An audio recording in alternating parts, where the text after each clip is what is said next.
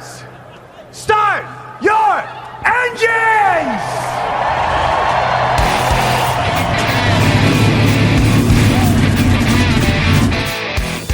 Hit the pace car! What for? Because you hit every other damn thing out there, I want you to be perfect! When I'm driving, I got a guy on the radio who talks to me. You see him, but he talks to me. Well, I wanna be a race car driver. Pretty girls eating from my hand, yeah. Wanna live a life of fun and danger. No sweating working for the man, alright. Well, I wanna be a firefighter. Cool-headed when the heat is on, yeah. Save my baby from the burning building. Take her home and put the sprinklers on, alright. No, he didn't slam you, he didn't bump you, he didn't nudge you, he rubbed you. And rubbing, son, is racing. Hey race fans, welcome to the Hoobazoo Radio Network and welcome to Drafting the Circuits. My name is Frank Santoroski. I'll be your host for the next hour as we preview the Indianapolis 500 and also cover the other racing news of the week. Joining me in the studio, I've got Seth, Eggert, Richard Youden, Luis Torres. Fellas, how we doing tonight? Doing well. Still chasing. Still chasing. All right, so qualifying is done for the Indy 500. A couple more practice days left. We got Carb Day coming up. The race will be on Sunday. We've already talked about the fact that the race will run without fans, and I think we've already gotten our grief and tears and whatnot over about that. But let's talk about the race and talk about the field.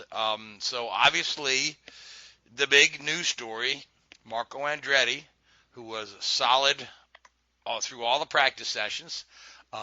He on Fast Friday he set the fastest Fast Friday lap since 1996, I believe. And then on the Fast 9 shootout, he was the last to go out, and he held his composure and beat Scott Dixon to the pole by just a few fractions.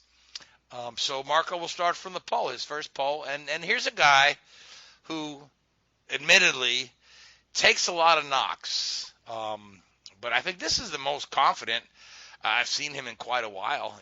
As a lot of folks like to point to the fact that Marco's been in the series since 2006. He's won exactly 2 races. In the meantime, he's held on to a job at a top team where his teammates have won championships and Indy 500s, and Marco seems to languish at the back, although all things considered, he has had moments of brilliance throughout his career, particularly at Indianapolis. I mean, he's finished in the top 3, I believe, 3 times, and in the top 5, 4 or 5 times. So it's not all gloom and doom. But the last couple of years, the last few years, 2-3 years, he's really seemed lost.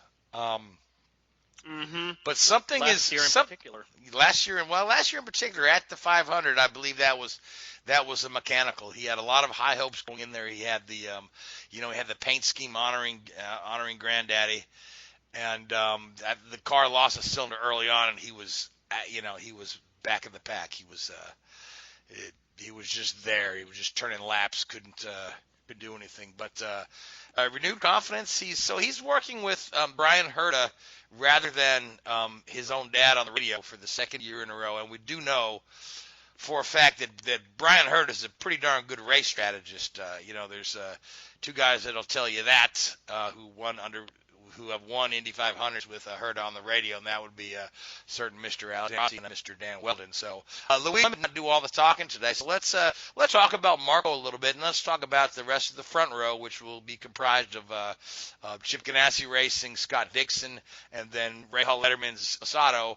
On the outside of row 1, so that's Marco and 2 former Indy 500 winners. So what are your thoughts on Marco? Can he really do it?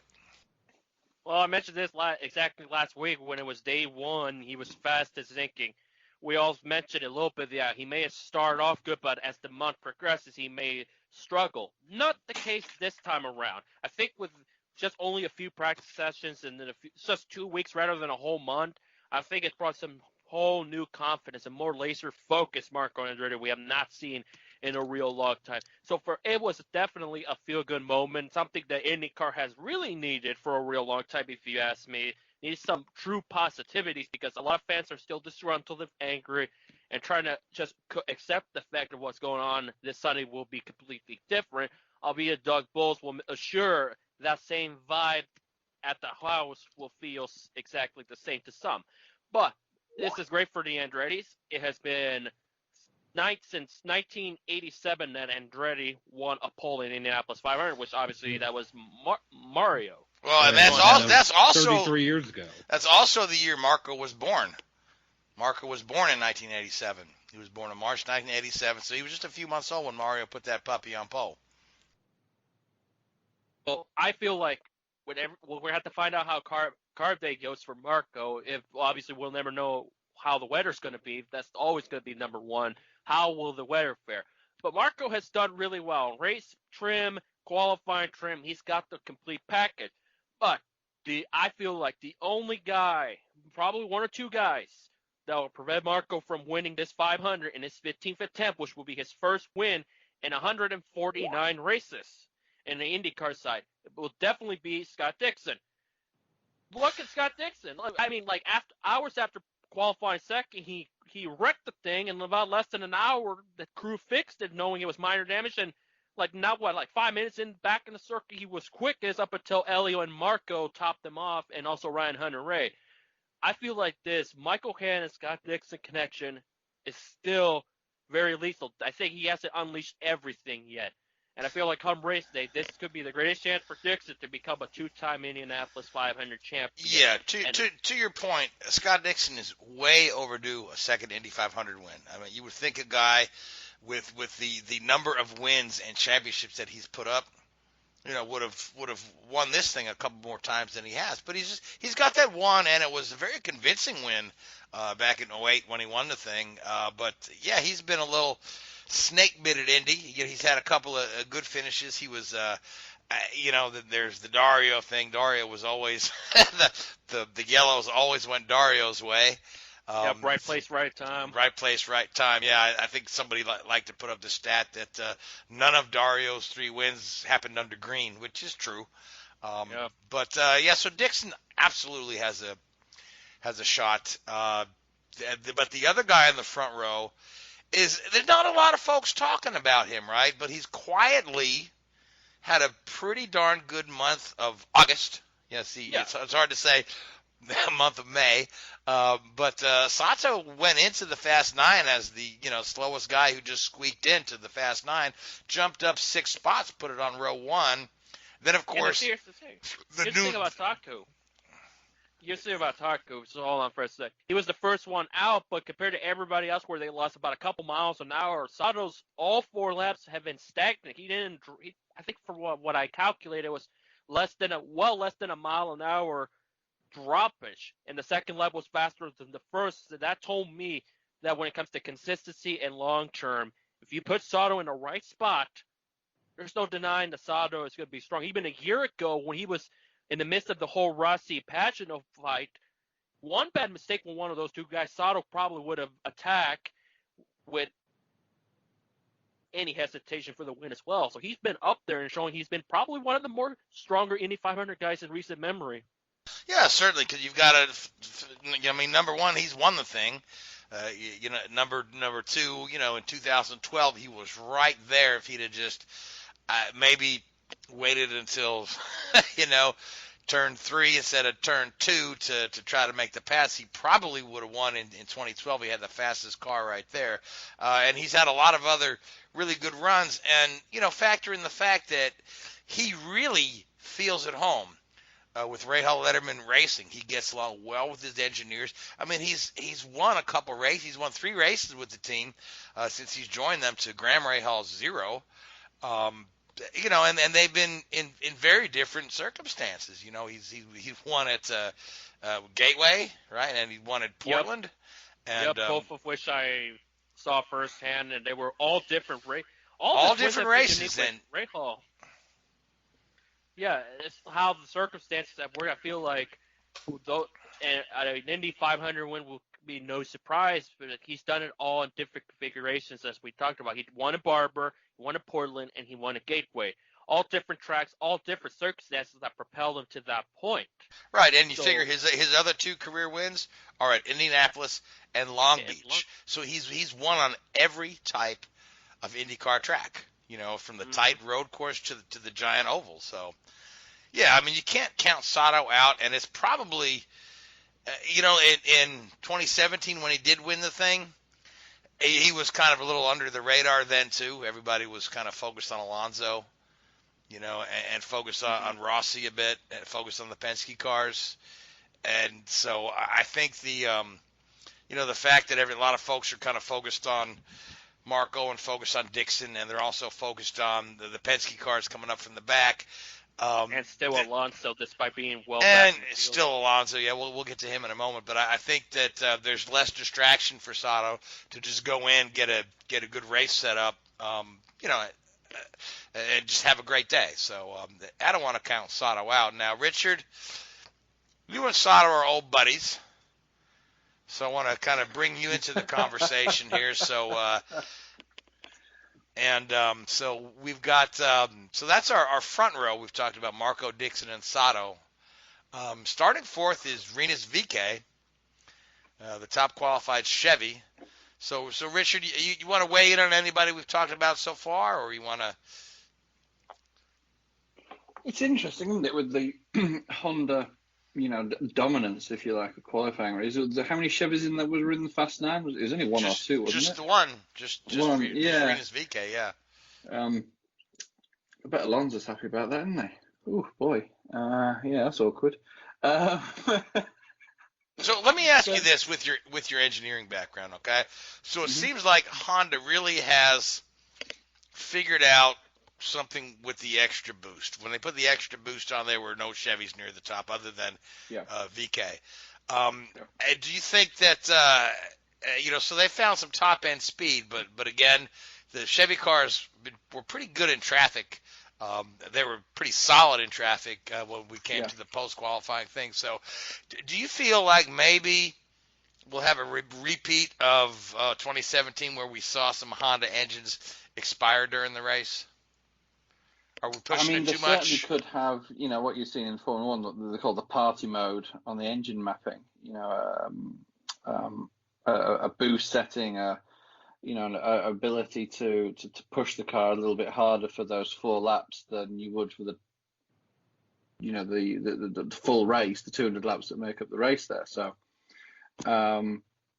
it'll be interesting to see what they can do if they can run at that. If they can run at that speed during the race, they're just going to disappear off into the distance, aren't they? Really. But it'll certainly be very interesting to see if they are capable of doing that. I don't think they will. I think what you'll probably see is they'll probably, if they can, build as a pack of Hondas, an early advantage, and then just settle and hold the gap if they can do that. But of course, with the draft, it's completely different, isn't it? It's a completely different science and a different car setup. The way you set your gear ratios and everything, and the way they interact with the tires, with the engine mapping is unique. So it'll be fascinating to see what they can do. But you hope that the Chevy has something for the race, and you hope that Honda do have to turn their engine down a little bit. Otherwise, it could become a little bit of a sort of a split race. Certainly. Now, speaking of Sato, he made a few comments that he feels like passing on race day is going to be very difficult. With the additional drag due to the aero screen and whatnot. And Dixon said some comments that kind of echo the same thing. He said he believed that the winner's going to come from the first couple of rows because he doesn't feel like you're going to be able to get through the traffic quite the way you could, especially like back in the days of the like 2013, 2014, the pre the old DW, the pre-Universal Aero Kit era. Yeah. There was a lot of passing, a lot of drafting. Was if you were hooked up, you can get through. So, do you see this as maybe a real issue that these guys in the back, and we've got solid guys in the back. We're talking, all the Penske guys are in the bottom half of the field, as well as Alonso.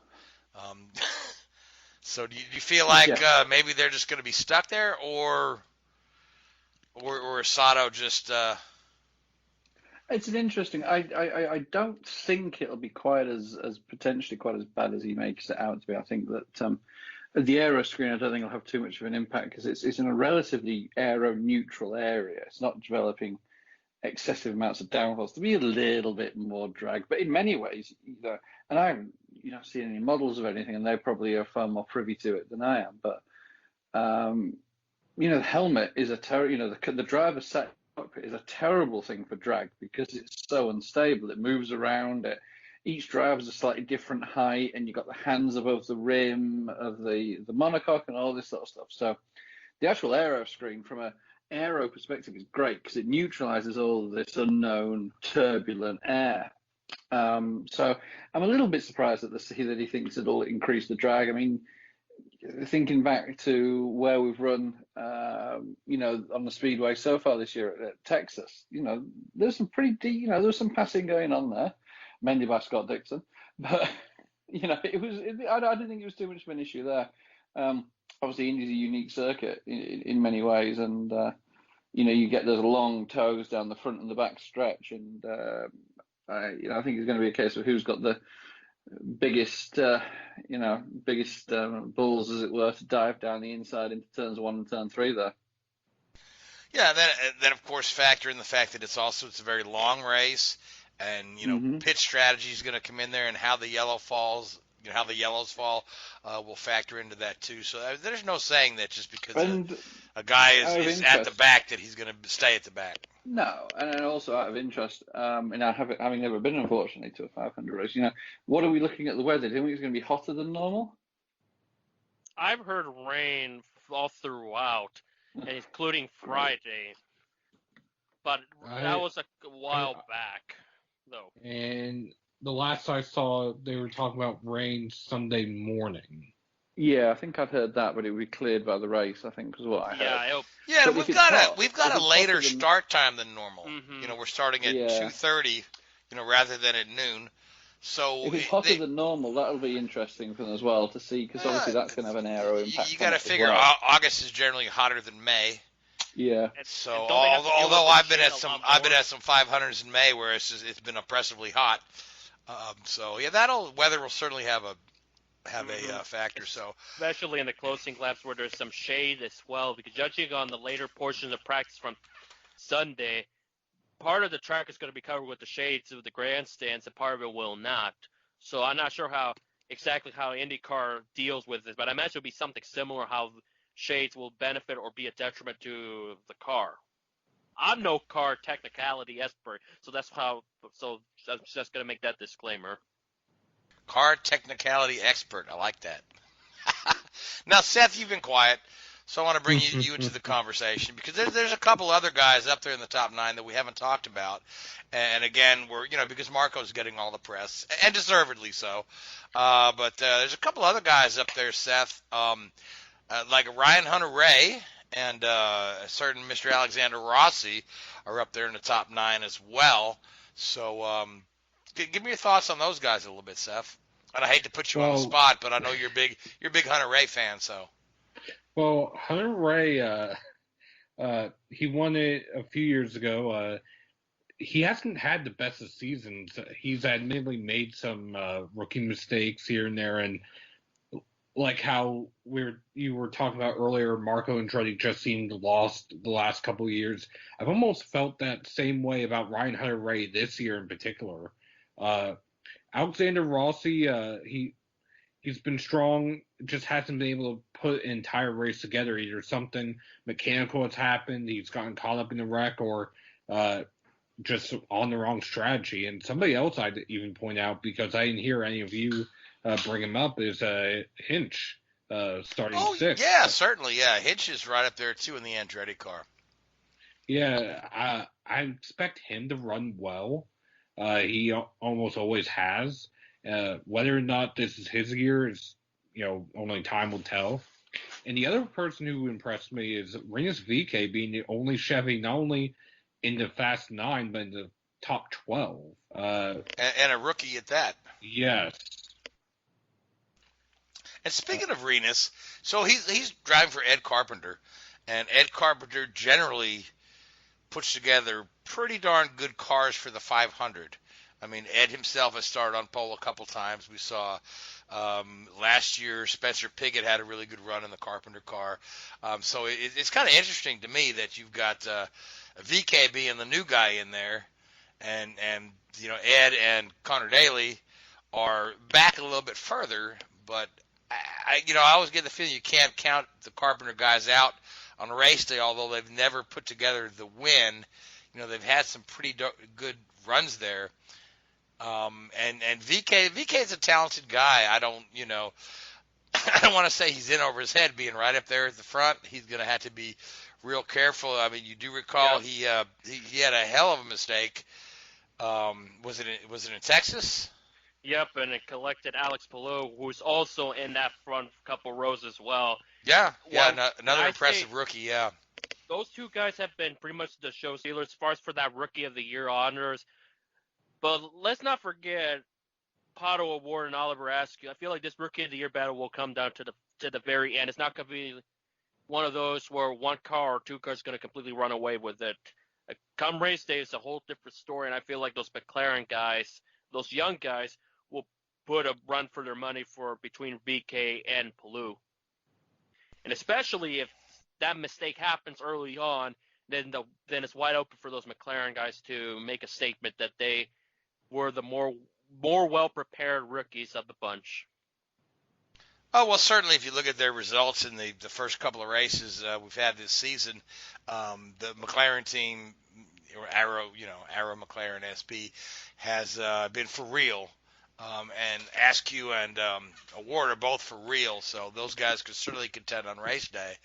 And then, of course, Award is while he's had enough starts in the series that he's not a Rookie of the Year contender for the series, he is a rookie at Indianapolis, having been bumped last year, so he's got the shot at Rookie of the Year for Indianapolis. And but I want to circle back to Carpenter Racing for a second and throw this one to either Seth or Richard, because we've got Cole Pern in there, who's well known for engineering Martin Truex's success in Cup, is right there as the race engineer for Connor Daly in the Carpenter car. So I've heard some really good comments about Cole Pern, and Cole's made some really good comments about how well he feels like his experience has translated. So what do you guys think about it? Connor Daly is an absolute fan favorite. I think it's going to be interesting. I mean, overall, the job is very similar to that of a NASCAR crew chief. He just has more information at his disposal. So if he was as successful as he was in NASCAR, it actually is kind of scary to me thinking about how successful he could be in IndyCar as a strategist or an engineer. Which, granted, getting ahead of ourselves here. I know we're talking Indy 500, but I'm almost sitting here wishing Cole Pern and Jimmy Johnson would team up in the IndyCar series next year.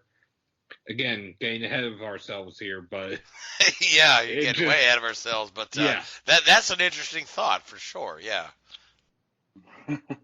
Yeah. Now, Richard, you know Cole pretty well. Yeah, you guys have worked together a bit, so we've bumped shoulders, we've crossed paths. Yeah, no, he's he as a crew chief, he was an engineer first. You see a lot of crew chiefs who were car setup guys who translate into the crew chief and leave the engineering to the engineers. Whereas as Cole was, through and through a true engineer before he sort of transitioned to the crew chief role. So he'll get it. He'll have followed IndyCar long enough. He knows what he's getting himself in for, and I think he'll do very, very, very well there. Now, do you know, because I don't know this off the top of my head, Louis, maybe you do, is he signed on with Carpenter just for the 500? It's just or, for the 500. Or will he be with Connor at Gateway? Because I know Connor's running Gateway for the Carpenter team. Possibly he's just only doing the 500. Byrne has left the idea open and wanted to do some IndyCar races in the future, but as far as full-time or anything after Indy, is not official and not on his mind, because bear in mind, he has his own company. I think, what is it, like Outdoor Products, or that involves snow. Yeah, Ski Lodge or something like Thank that. you. Yeah, that's what. And also does some stuff, other projects with NASCAR, like when it comes to media stuff. But only the 500 is on his mind for Cole at this moment of time. Okay. Well, good for him. I hope He's like hope they Alonso, really, isn't he? He's obviously the Alonso of race engineers. Yeah, because Cole will be at Le Mans next, right? Yeah. All right, so let's. If that happens, Rick Ware will welcome them just I was fine. going to say, yeah, Rick Ware. If he doesn't work for Rick Ware, yeah, God knows what I you'll think see Rick next. Ware already. I think Ware already withdrew from Le Mans, so. There's always next year.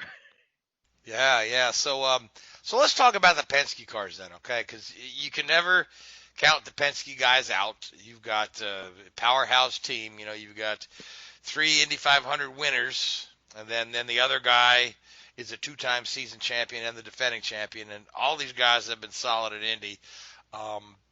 So you never want to count them out. But Elio was really good on the final day of practice. Pagenaud car has been a rocket in traffic. But these guys are all kind of starting pretty far back. So who wants to talk about the Penske quartet? I guess I can start off real quick. So for those who are into all that number stuff, the last time the Penske has not been in the first 4 rows in the Indianapolis 500 was in 2002, when Elio Castroneves and Gilles Ferrand started 13th and 14th respectively. And if you remember how 2002 panned out, Elio won the race from that spot. Joseph Newgarden starts 13th. So if you want a dark horse contender, if you're an odds man, don't bank against Newgarden if you believe in that stuff. But that in mind, I think Pagenaud and Castroneves has shown the speed, but it's going to be interesting, but very fun and exciting to follow how they're going to work their way through the front. I know a lot of people are talking about passing is going to be more difficult. Tony Kanaan doesn't really believe that's going to be much of it because it's not going to be any different. And I feel like I wouldn't be surprised if it's going to be that case. We've seen Alexander Rossi work his way from the very back in the field one year and still ended up working his way towards the front. But if that's going to be difficult, because there's always that possibility, then strategy is going to be very key for those guys to get their ways up there. As far as willpower, he has a massive sense of urgency. He has struggled. Compared to everybody else, he has the Penske game, he has struggled horrendously. That I feel like if things don't go well, it's going to be an added disaster of what's been a disastrous year for Will this year compared to any other year he's dealt with, because this is not the willpower we've seen where he's making more driver errors than I've ever seen in a long time from him. But for Newgarden, again, sense of urgency as well, because he's the only one out of that quartet that's never won the Indy 500. And there's been at times that's been said, Indy 500 championship is more important than a series title. To Roger, for sure, yeah. I mean, Roger likes his guys to win the Indy 500. You know, he wants to continue pile the little baby Borgs on there, yeah. But so your point about willpower, yeah, he does seem a little,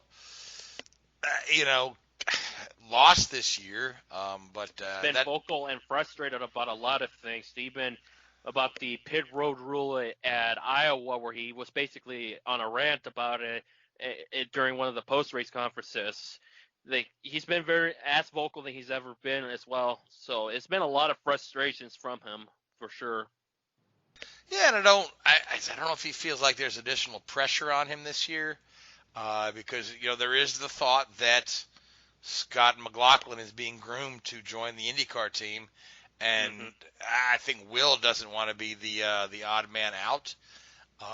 You'd have to be, just given Will's results with Team Penske, you'd have to be pretty cold to put him out to pasture, just given the amount of races he's won, plus giving a season title and an Indy 500 win. But again, when it's your time, it's your time.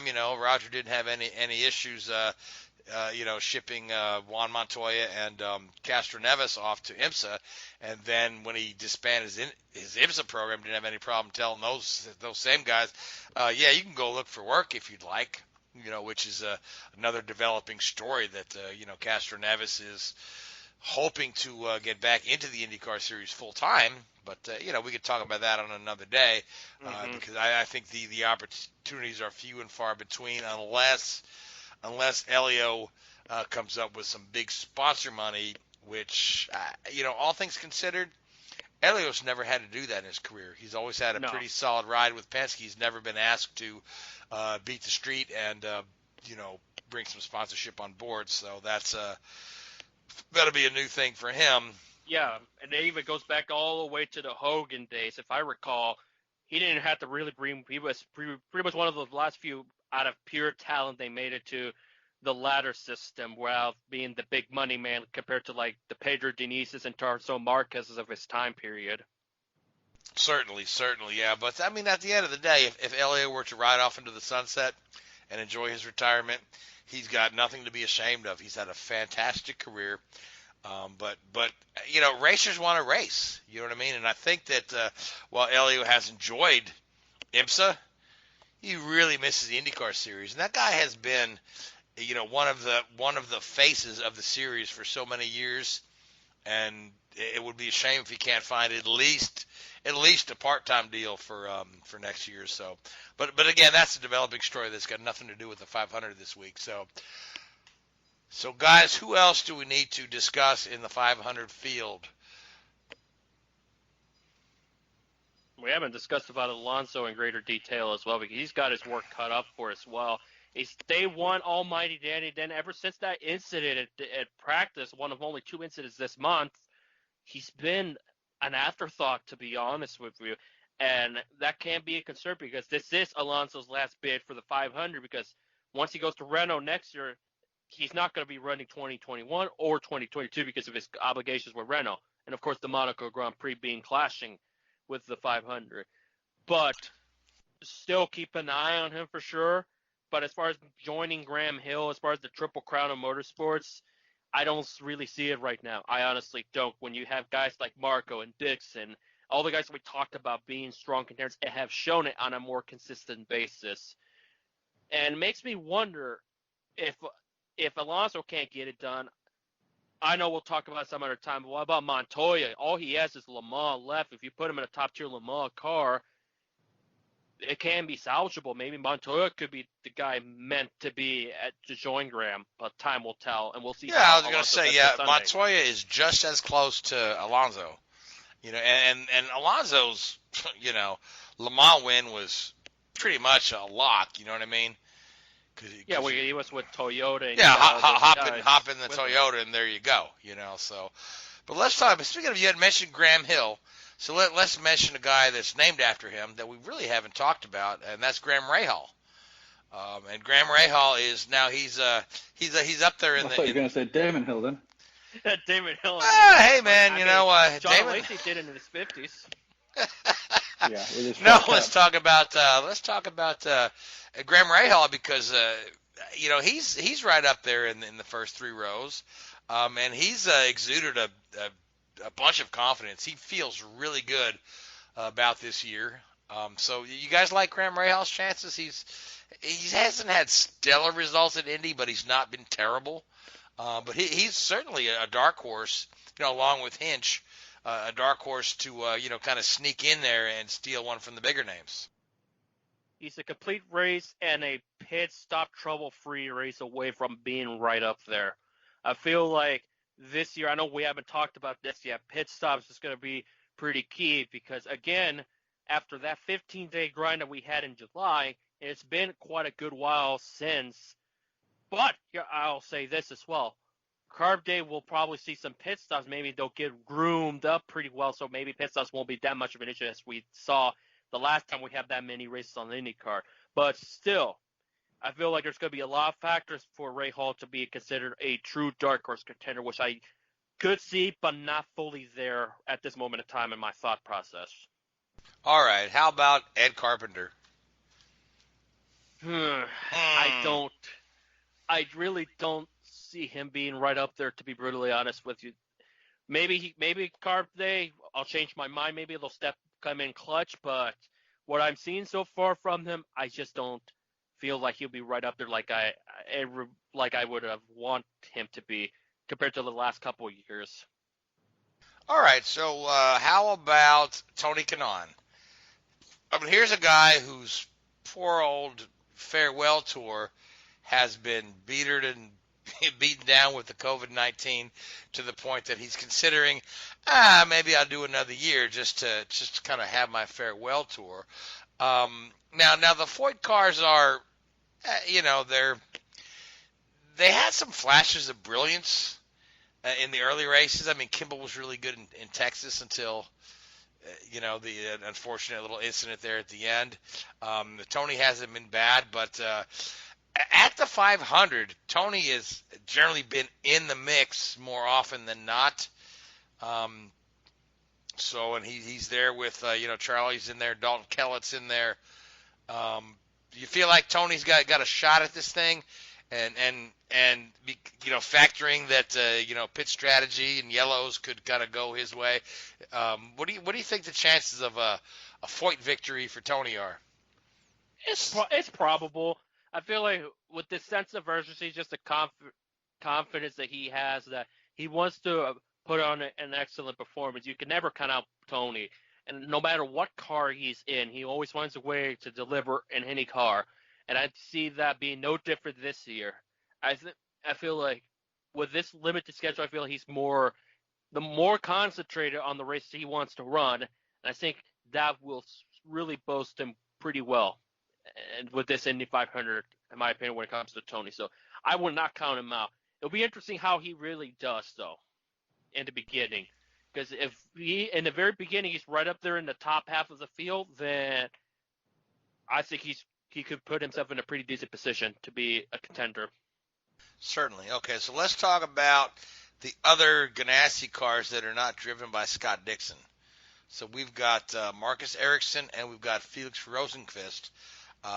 Both these guys have shows, particularly Felix, who won a race.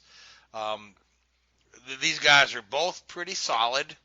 Do you feel like maybe we could see, one of those guys spoil Marco's parade? For sure. I would not be surprised for Rosenqvist being up there. I don't know. There's something about Ericsson that I feel like there's on-tap potential still at IndyCar. He's been happy with the transition. He's done pretty good at some of the racing. He's just been kind of like almost a complete afterthought, but pretty good at the same time. To where I can say I would not count him out. I mean, if I recall correctly, 2017, wasn't that when Max Chilton was with Ganassi? That sounds about right, yeah.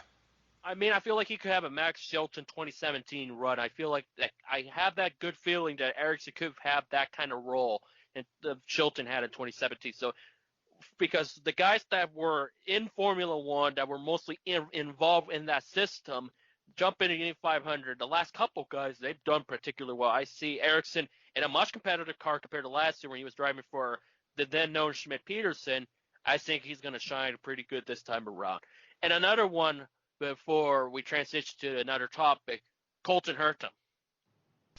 We haven't talked about Colton. That dude is on fire.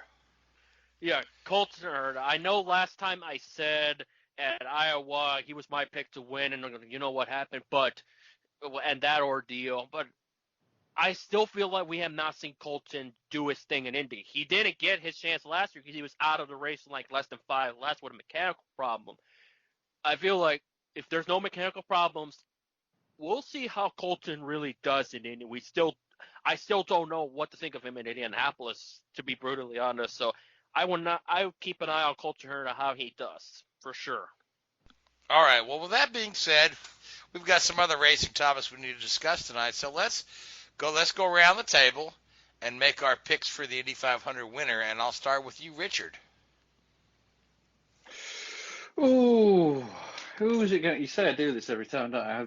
Yeah, you go, ooh. Sometimes you go, I'll do a ooh and a tonight then. Let's say Marcus Ericsson. Okay, that's a bold pick. I mean, if you put some money on that, you'd get a good payback there, man. I'm sure the odds are in your favor. Seth, who do you like? Yeah.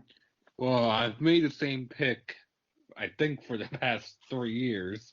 And this year, I think he actually has a chance compared to the past 3 years. So, Marco Andretti. All right, Marco Andretti. Yep, smart money there, Seth. Yeah, Marco is he's on fire this year at Indy.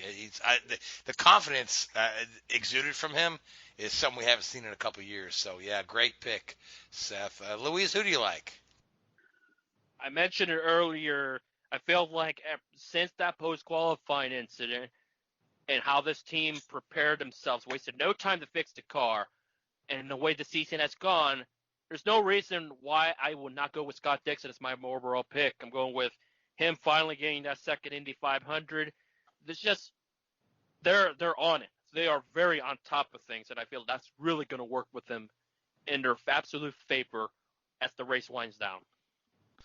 All right, and as much as I'd like to pick Will Power to win, and I've got a really crazy reason why I like to pick Will Power, and that's for the fact that he's running that black Verizon livery that looks so nice, and I'd like Greenlight to produce a diecast of that, but the only diecast they produce is the dull silver one. But if he wins the race, they'll certainly make the black Verizon diecast. But actually, I don't see it happening. My pick for race day is Takuma Sato becomes a two-time winner at the 500 and makes Bobby Rahal and David Letterman very happy. So that's our Indy 500 preview, guys. Carb day's coming up. Race day's coming up. Hopefully the weather will cooperate. We'll have a great race. It'll be very different without fans because, I mean, for years and years and years, this has been one of the biggest, single-day spectators, events in all of sports, and it's going to run to an empty house. So, that being said, Seth, we had a brand new track. Well, it's not a brand new track, but it's a new new thing for Cup to run the road course at Daytona, and it was a pretty interesting race. And ARCA. Yep. So you want to take us through it a little bit? Start with the Cup race. Well, let me put it this way. Earlier this year, we had the NASCAR iRacing Pro Invitational. I feel like it was the Chase Elliott Pro Invitational with how well he ran. I don't think anyone really had a chance of catching Chase. Granted, Hamlin was close at times, Truex was close at times, but Chase just kept running away from them.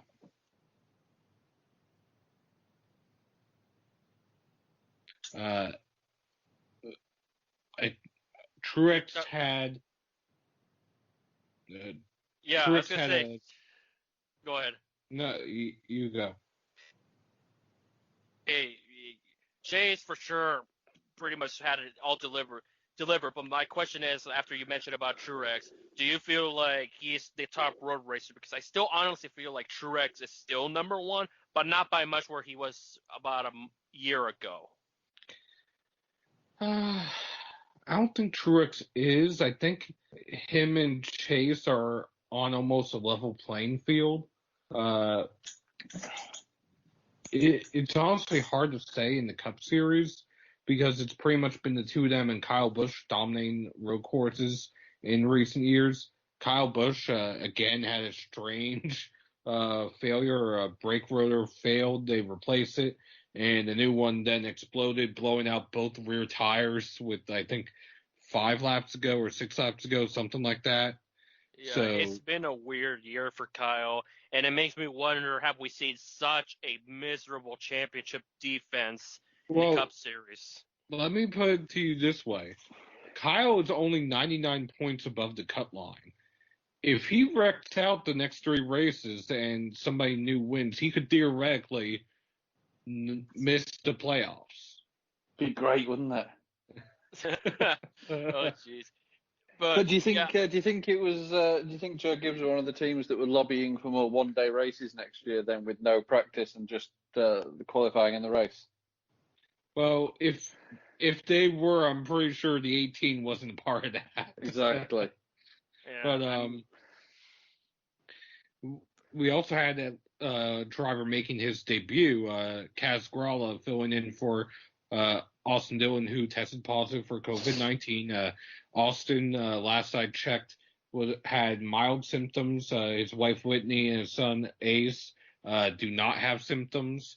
He is isolated and quarantined.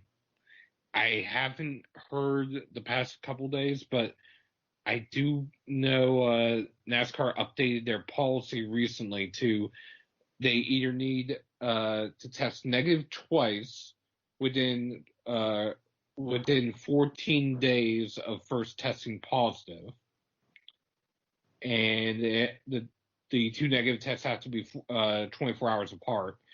After that 14th day, after that 10th day, they will then reevaluate it with a NASCAR consulting physician. This is based on updated guidelines from the CDC. So, in theory, he could technically return to racing without testing negative, which I'm not entirely sure how that. Well, again, they're going based on the guidelines that the CDC put out, so it's word for word what's on the CDC website. Wait a minute, you confused me right there. He can return to racing without testing negative? After 10 days, if he does not have if he doesn't exhibit symptoms. Okay, all right, I got you. I missed where you said that. So, but back to your original point, because you've got a guy making his first Cup start, and here's a tremendous opportunity for a young guy looking to make a name for himself, and he really made the most of that, didn't he, Seth? Yeah, he had to start from the rear because it was technically a driver change. Kaz drove the first half of the race or so just inside the top 15, top 18, keeping his nose clean. After the lightning delay, he made his way to the front during cycle green flag pit stops, led the race for a few laps, and ended up finishing 7th. Kaz did not have any simulator time whatsoever for this track. No iRacing, no Chevy Sim, nothing. He entered this track cold turkey, only going based on his previous Rolex experience, which they ran a slightly different layout from the Rolex with an added chicane off turn 4. And granted, the Rolex cars, even though he ran the GTs, are wildly different from a NASCAR stock car. So for Kaz to run as well as he did with no practice whatsoever is also impressive. So who was the last driver to lead a NASCAR race on their debut then? I believe it was I want to say it was Trevor Eric Jones from what? Eric Jones, yeah.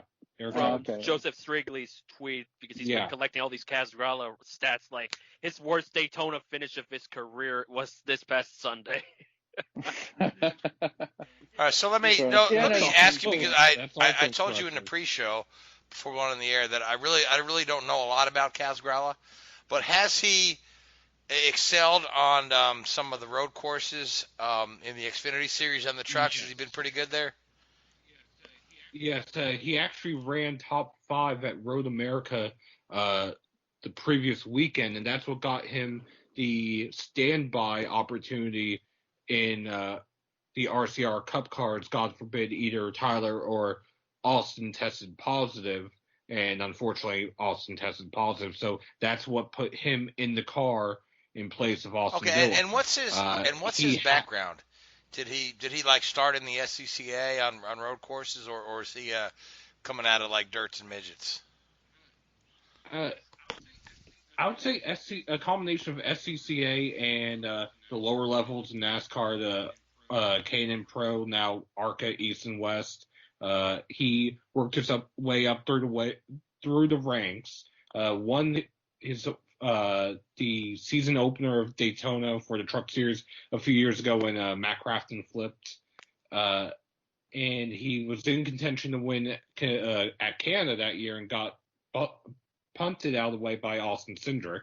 But he has had some decent runs, even in the Xfinity Series. His rookie year, he didn't get to finish because the team he was driving for went out of business due to sponsorship issues. He went to his father's team. They started one up from scratch. First race, they finished top 10.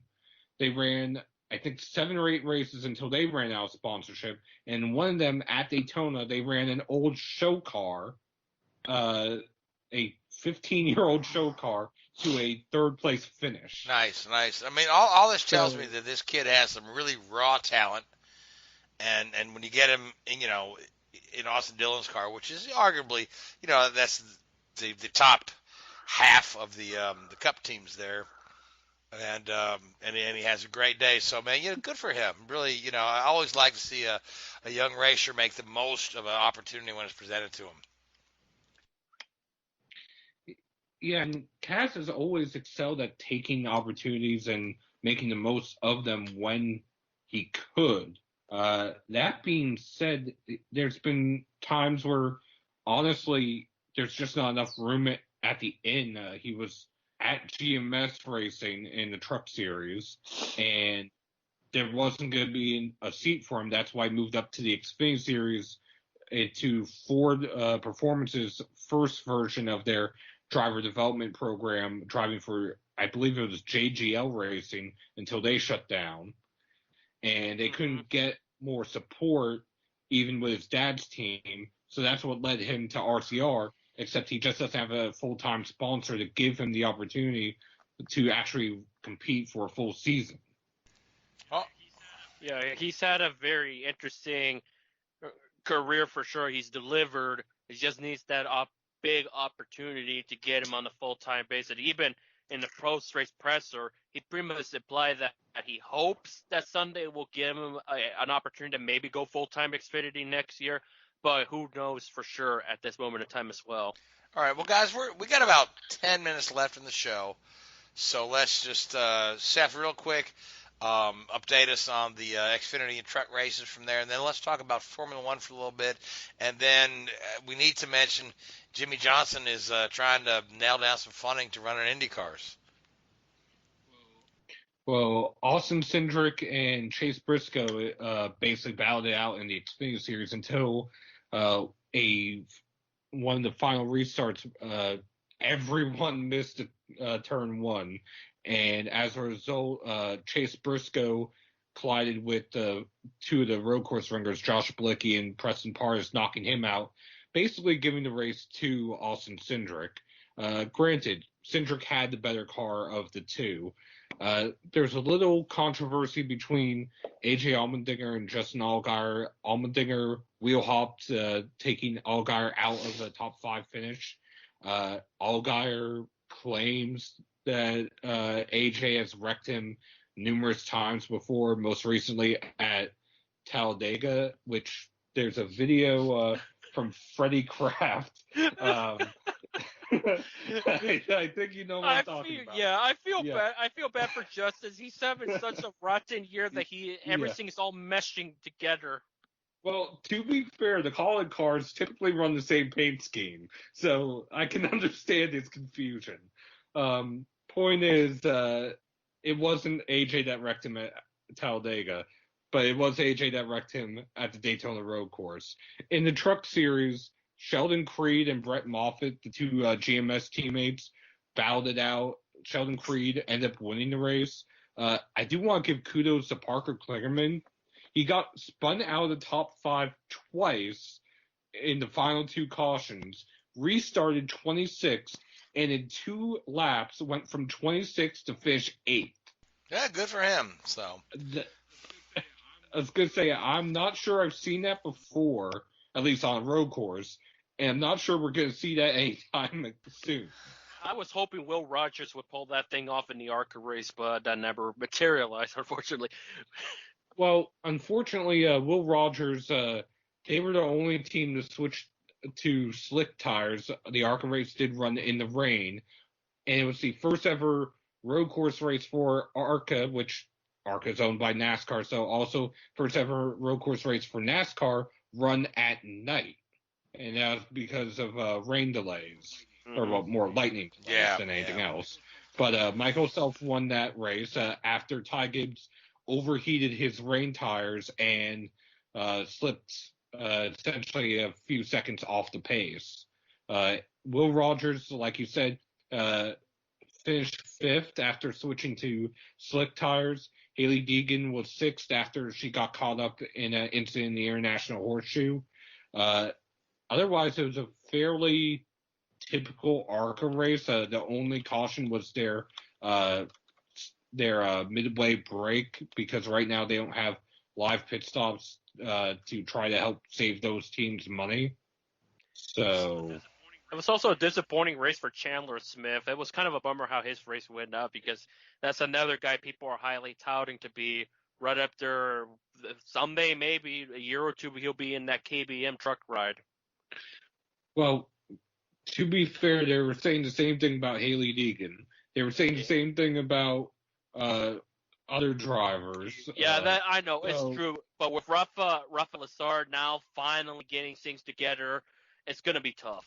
All right, so we are racing Cup Series at Dover on Saturday, correct? All right, so let's make some picks. Saturday and Sunday. Oh, is it doubleheader? All right, so let's make some picks for your doubleheader. I'll start with you, Richard. Ooh, Jimmy Johnson and Okay, Balthazar. Seth? Jimmy Johnson and Kevin Harvick. Okay, Louise? Let's see, MTJ and Denny. I'm going to say Denny Hamlin and Kevin Harvick. All right, so we got about 5 minutes left to quickly update Formula One. Formula One was in Spain, correct? Lewis Hamilton won again, correct? Yep. And broke Michael Schumacher's record for podium. So talk us through this race in Spain really quick, because it was a bit of a underwhelming event, but again, we had some more tire issues. Yeah, marginally. I don't think it certainly wasn't on the same level as what we saw at Silverstone a couple of weeks earlier. But obviously now the teams are all very conscious of it, so it gets highlighted a little bit more than it has been in the past. But they just went conservative really on a two-stop strategy for most of the teams there, I think, and it never really became a huge issue. It was just that they couldn't push the cars as much as they'd like. Hamilton got pole by Bottas by narrow of margins on Saturday afternoon, and that puts Hamilton on the clean side of the track, the racing line, and Bottas had a poor start, in all fairness, dropped from second down to fourth behind Verstappen and Lance Stroll, I think it was, who made a great start up there into third place. And he managed to get past Stroll relatively easily, but from Bottas' standpoint, that was race over really, and just sat around first, second, third, with nobody really able to push Hamilton up front really. They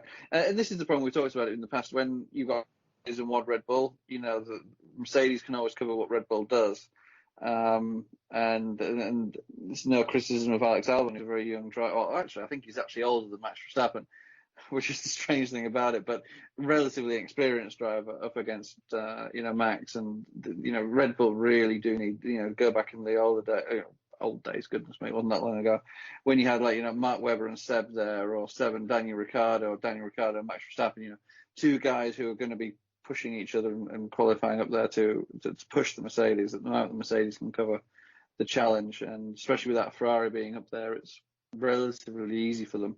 They've learned from the mistakes at Silverstone recently, and I don't think we're going to see those again in a hurry. But yeah, I mean, the Circuit de Catalunya is always a reasonably processional race. Not many overtaking opportunities. The guys test there all winter, or relatively, most of the drivers on the grid will have done more laps of Barcelona than any other track. So all pretty processional around there, unfortunately. But not outside of that, not the only other news we've seen this weekend is that, is that all 10 teams now signed up to the Concord Agreement for 2021 and beyond, which is the commercial and sporting regulation agreement. That puts to rest any annual rumor that Ferrari is going to leave the series, because they kind of threaten to do that every couple of years. So Ferrari's... It'd be interesting to see whether Ferrari have kept their veto as part of the rules, because I think that veto that they had was originally in the Concord Agreement, so it'll be interesting to see if they've still kept that on some of the rules packages that in the past they haven't agreed upon. Everybody else has wanted, but they haven't, and they got their way. All right. So are we Very racing this strange. weekend in Formula One or? No, we've got a week off, and then we go to Okay, Spa. because I it's so weird. It's because I fully expect. Turning Yeah, into NASCAR, I fully expect Monaco Grand Prix to come before Indianapolis, but heck, it's not May either. So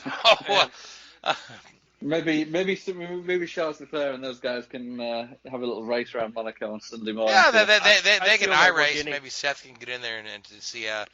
Well, no, they can actually go out there and they just turn out the garage and have a quick couple of laps, can't they? Certainly. So Most of them live down all there. right, guys. I think we're getting to the fun portion of the season when it comes to these tracks coming up. So it should be it. After what you could consider rather a doozer of a Spanish Grand Prix, I think the only one that we have a question mark is probably Russia coming up.